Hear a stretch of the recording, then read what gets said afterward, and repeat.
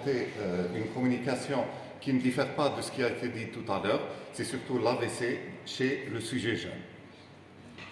Donc, pour introduction, l'AVC chez le sujet jeune, je vais faire quelques rappels qui ont été rappelés tout à l'heure par mes confrères.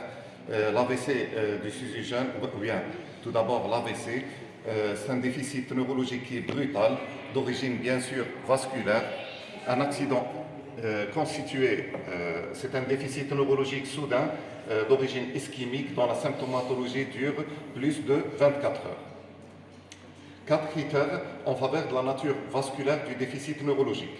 Si on a, par exemple, une installation brutale d'un déficit, un caractère focal d'un déficit neurologique, un caractère déficitaire des symptômes et l'intensité d'emblée maximale, là, il faut penser à un accident vasculaire, parce qu'il y a d'autres pathologies neurologiques dont l'installation est progressive, ne révèle pas de ces 4 symptômes.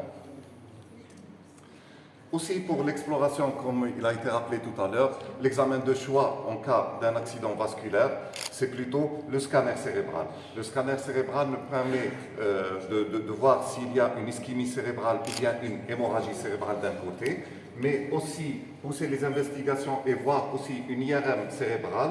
Ça va aussi nous permettre, aussi pour la prise en charge thérapeutique, notamment par les thrombolyses.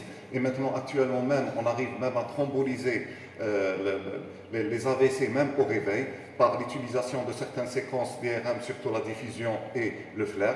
Donc, l'utilisation d'examens complémentaires est cruciale pour le diagnostic, mais aussi pour la prise en charge.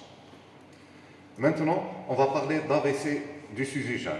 Et on va discuter aussi ici, c'est surtout les AVC ischémiques du sujet jeune. Donc, pour parler d'AVC du sujet jeune, on parle de jeune.